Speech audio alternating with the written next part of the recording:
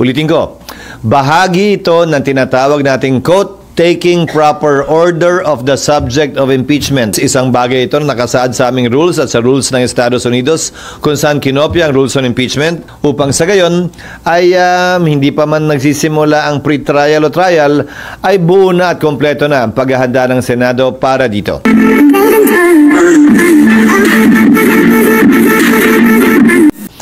Para magkaroon sila ng ideya na at nang habang recess ay matimbang na nila kung ano talaga yung gusto nila at anong magiging pasya ng mas nakararami kaugnay niyan. Pangatlo, minabuti namin na bigyan ng kopya nitong mga bagay na ito, yung sulat sa mga senador, yung calendar of activities, at gayon din yung special order na inisyo ko na inaasahan ang iba't ibang opisina dito sa Senado ng mga magiging papel nila kaugnay ng impeachment kapag nangyari na nga yan. Lahat yan pinagbigay alam din namin sa Kamara sa pamamagitan ni Speaker Martin Romualdez at sa nasasakdal kay Vice President Sara Duterte para sa kanilang impormasyon, reference at kaalaman sa interes ng pagiging transparent. Dahil lahat ng nakasaad doon pinag-usapan na natin at hindi naman bago at hindi sikreto. Kaya alam, minabuti na namin isulat yon at gawing formal para kung may gustong mag-question, may gustong mag-akyat sa korte, ika nga, pwede nilang gawin yan ngayon pa lamang para pag nagsimula ay tuloy-tuloy na talaga. Sir, sorry for soundbite lang. Pwede pong kahit summary lang sir ng mga gawain ng mga iba't ibang office sa Senate, like the clerk of court. Hindi ko na maalala yun. Igano mo na lang yung sulat. Hindi ko nga maalala kasi sila lang naman yung gumawa nung kinopya lang nila yung dati.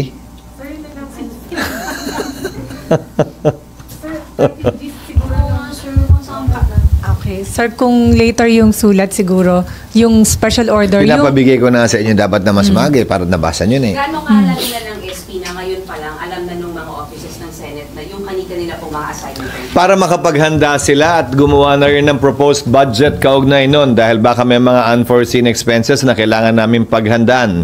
Ulitin ko, bahagi ito ng tinatawag nating quote, taking proper order of the subject of impeachment sa panig at parte ng Senate President na nakasaad, nakapaloob sa Section 1 ng Rules on Impeachment ng Senate.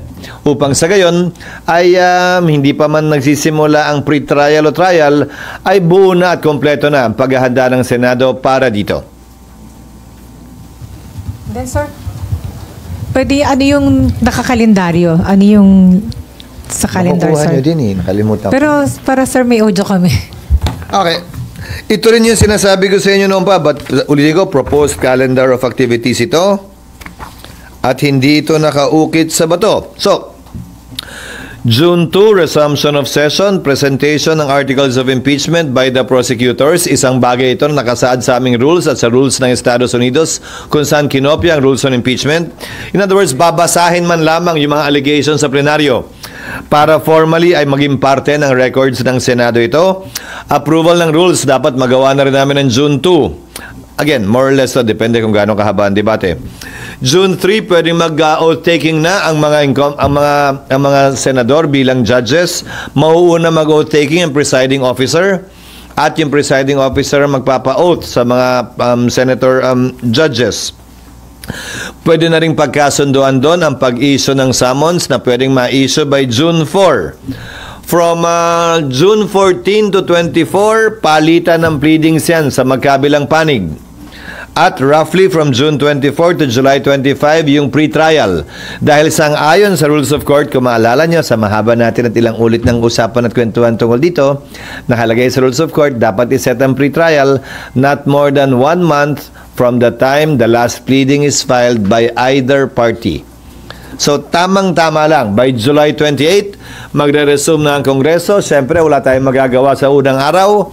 July 29, inaasahan namin na susumpa ang 12 bagong senador na magiging bahagi ng 20th Congress. Maliban dun sa unang 12 kami na sumumpa na.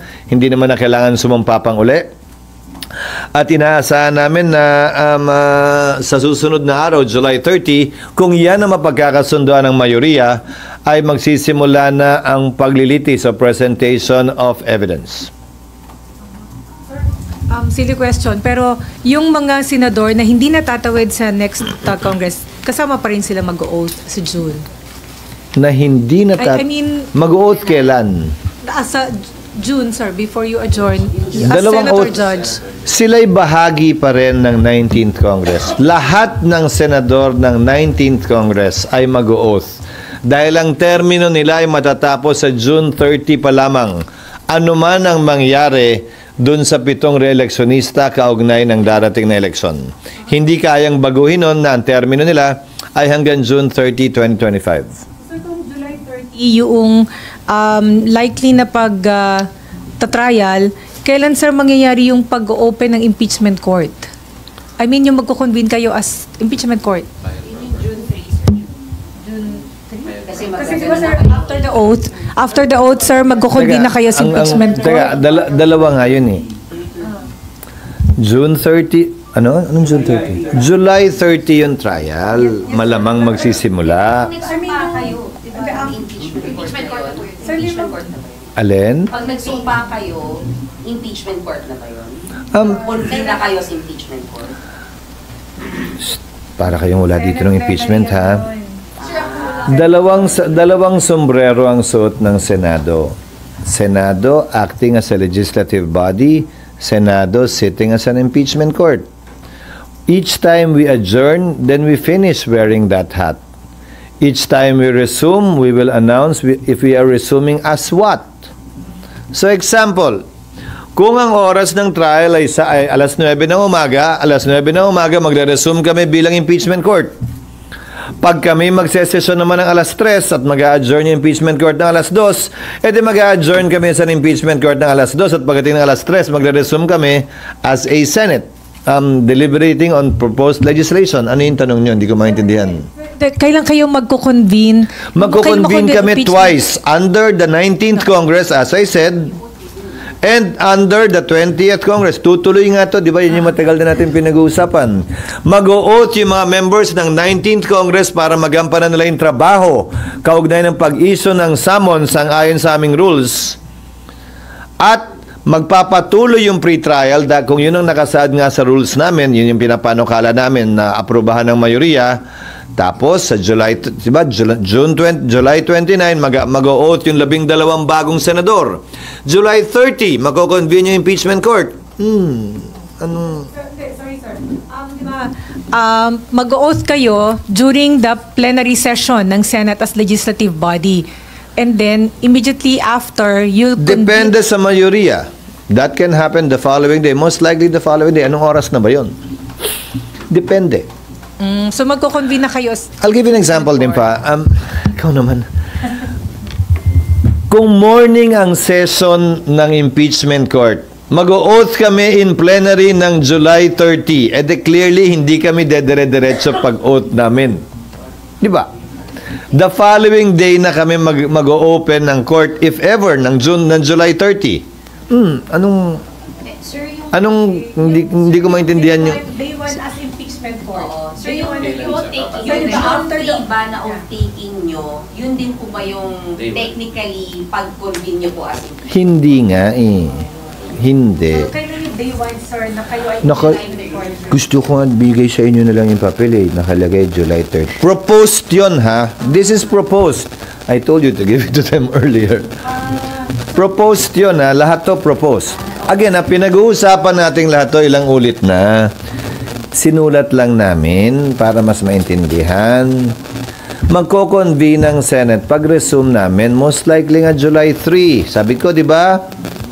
June 3. Wala namang session ng July 3 kayo, no? Pero sir, kasi diba, after oath taking, you'll be issuing summons.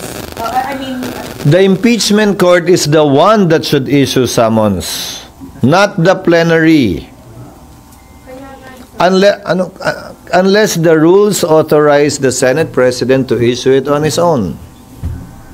Kaya depende. Calendar of activities lang ito. Ba't kayo kasi masyado nakatitig at fixated sa impeachment court kung kailan sila magsusuot ng robe? Hindi naman mahalaga yun. Mas maraming mahalagang bagay na mangyayari at magaganap bago nun at pagkatapos nun. Pero sir, yung June 3 po na pagsumpa po ninyo, hindi pa kayo impeachment court nun, sir? pag nag-oath taking kayo as Senator Judge?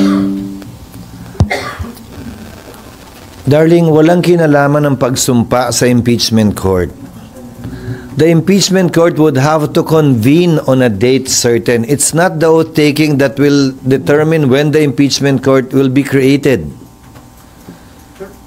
Yung impeachment court, pag nag-convene kami sa impeachment court, edi doon uupo sa impeachment court yon, regardless of when we took our oaths. In fact, yung labing dalawa na magpapatuloy hanggang 2028, hindi na nga mag-o-oath. So, ibig sabihin ba nun, walang impeachment court? Hindi naman din. Wala siyang kinalaman doon. It has no relation to that. It depends on when and how the gavel is banged at kung anong sinabi na kino-convene. Impeachment court ba o Senate ba?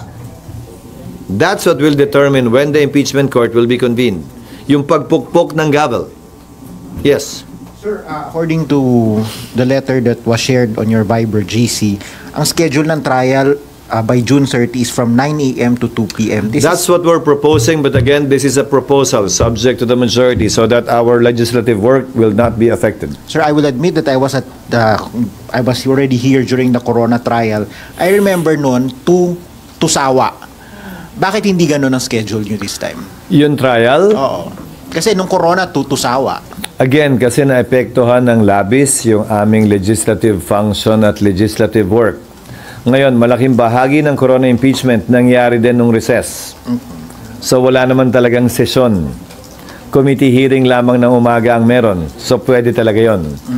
Pero kung meron kaming sesyon, hindi namin pwedeng isuspended animation ang legislative work ng Senado, lalo na pag-uusapan dyan yung pinaka-importanting piraso ng legislasyon na dapat ipasa ng Kongreso, ang taon ng budget. Sir, pero kung 9 a.m. to 2 p.m. at itong i-adopt by your colleagues, kailan ang schedule nyo for committee hearings? Kasi you will all be... We will allow committee hearings to conduct hearing. We will allow committees to conduct hearings during session unless may kailangan pagbotohan that their physical presence would be needed in plenary. So, it will be like 3 onwards, yung committee hearings? Yes.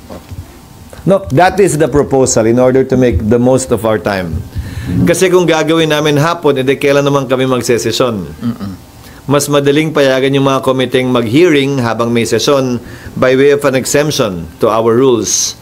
Para sa gayon, magawa namin yung pareho pa rin. Madalas naman, kailangan lamang ang quorum kapag ka nagda-third reading kami sa simula at sa attendance, hindi ba?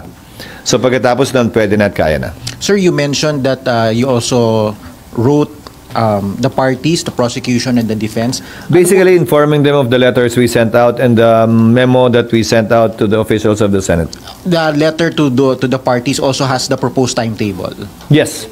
So essentially, As an attachment to the letters to the senators. So essentially, kung ano yung sinare nyo sa amin, can we get a copy of the letters to the parties? Yes. Ang pinabigay ko na kanina pa eh. Sir, yung pong kukuhain natin na private lawyers. Ibigay nyo na nga. Bigyan nyo kayo. Ilang pang kopya meron kayo? Isa lang o tatlo? Kulang yan. Isang kopya lang yan. Sir, Kasi naman. sir, yung legal Tatanda team. ako sa inyo. Yung legal team, sir, meron na pong kausap talaga na makakapartner yung Senado. Wala pa. Yung unang kinausap namin, tamo kaya ayokong banggitin sa inyo nung una, tumanggi. Dahil yung kanilang mga commitments prevents them from participating in supposedly highly politically charged cases. So we are still searching. But in the meantime, the Solicitor General will stand and represent us in any litigation before any court, most likely before the Supreme Court. Isa pa lang naman yun sa amin, di ba? Yung mandamus kaugnay ng pag-hearing. Isa pa lang, di ba?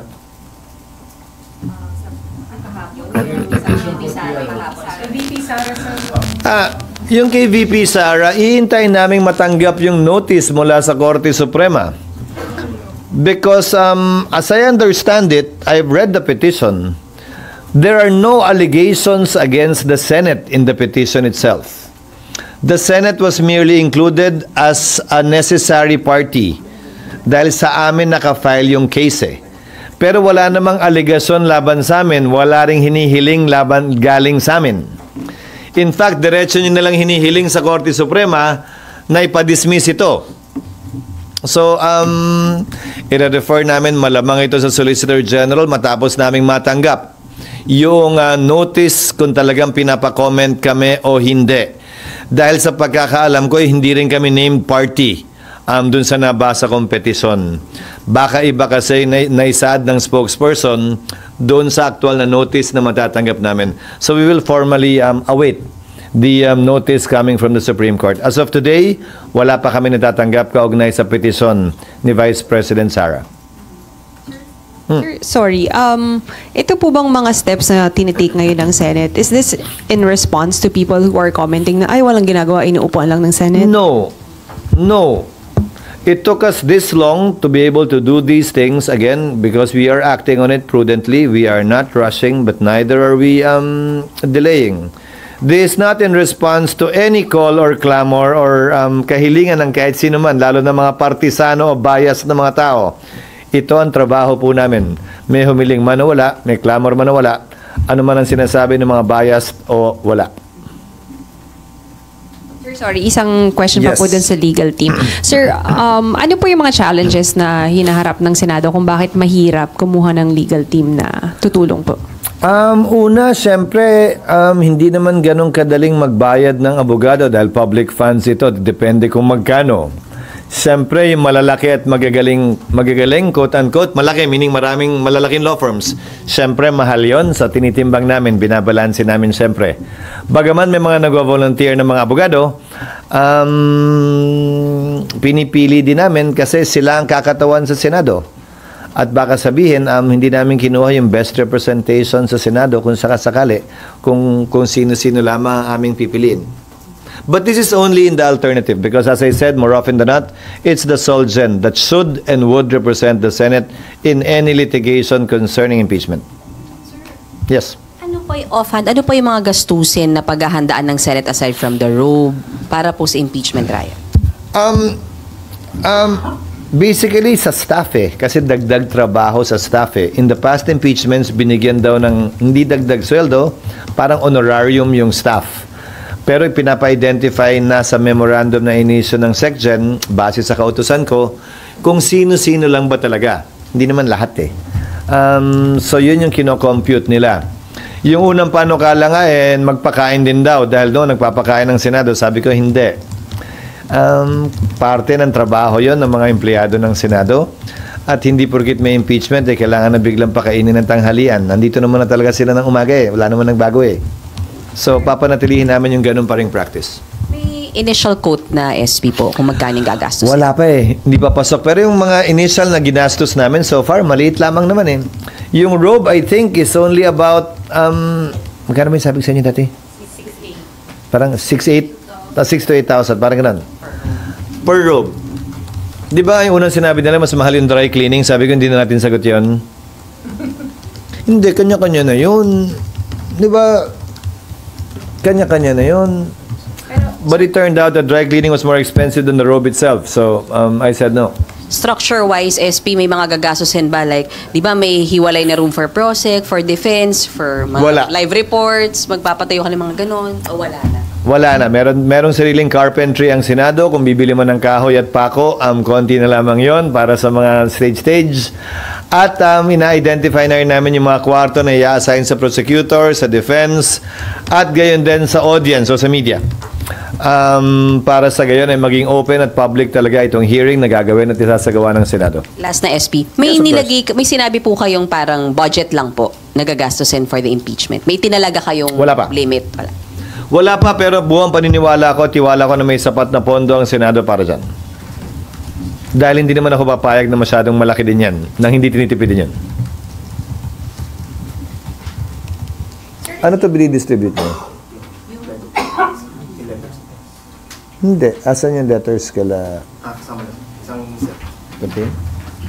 Hindi magkakasama to, ha? Alex. Ba't nyo in-stapler kung hindi magkakasama?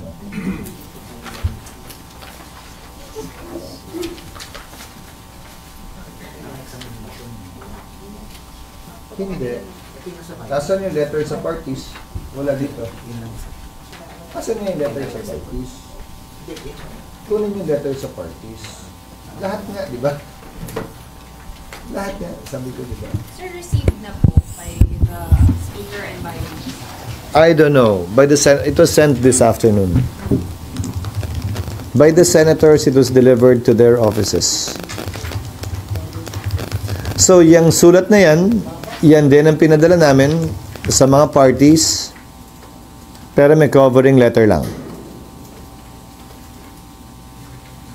Pero kung mabasa niyo yan din nga yung matagal ko nang sinasabi at pinag-uusapan. Only that it's now reduced in writing but still nevertheless subject to the approval by the majority of senators once we resume.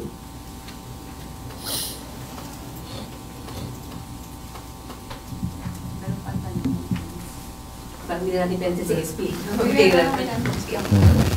you sa pakitagdag, sir. Any parting? Hello, sir.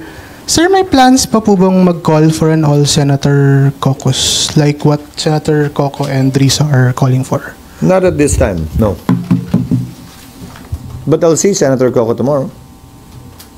What? About it. Wala lang, magkakape kami. Sabi ko, di ba, kape? Wala namang, hindi naman bawal magkape. Magkakape kami, oo. Sorry, SP, bakit wala pong focus?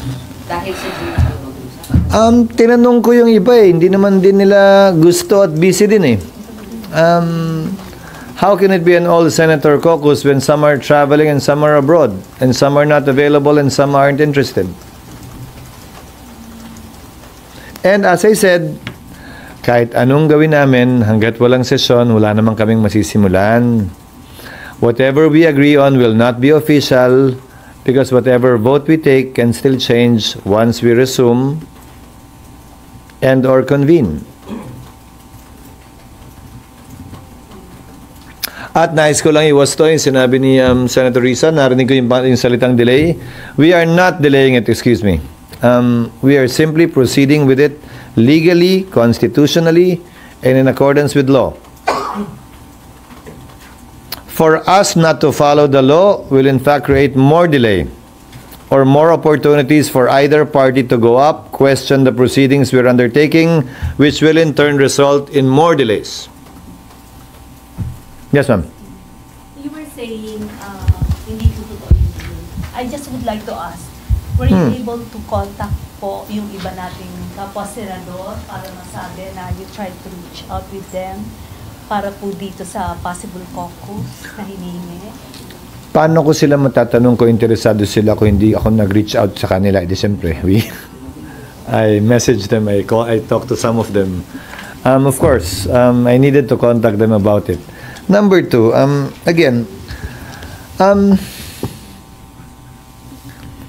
mang mapag-usapan namin, ganon din naman hanggat hindi kami nagre-resume, baliwala din at walang mangyayari. So, and unless all are actually available, then we can call one. Go, ma'am. Another question po. Under what conditions can the Supreme Court intervene in a forthwith direction po? In a? Forthwith direction. Directive, rather. There is a pending petition before the Supreme Court for mandamus. I just don't know if they will intervene or not. The Solgen will represent us in that case. Our deadline to file comment through the Solgen is on Monday next week, March 3. But the court has not yet intervened. That they have required us to make a comment is not intervention in my books. Hindi pakikialam at panghihimasok yun. Ginagawa lang nila yung trabaho nila. At gagawin din namin yung aming trabaho sa pamamagitan ng pagsumite ng comment sa Supreme Court dahil nire-require kami. SB, in the past po ba, past impeachment trials, was there any event po na or involved na nagkaroon po ng question doon sa forthwith orders? No. Nagkaroon ng question sa forthwith sa impeachment court mismo. Particular ng impeachment trial na nasa sulat na binigay ko sa inyo ni dating Pangulong Estrada.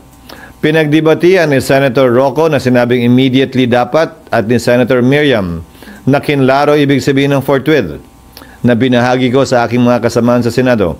At ang impeachment court at magsisilbing president ito. Ang impeachment court ng panahong yon kinatigan ang posisyon ni Senator Miriam Santiago.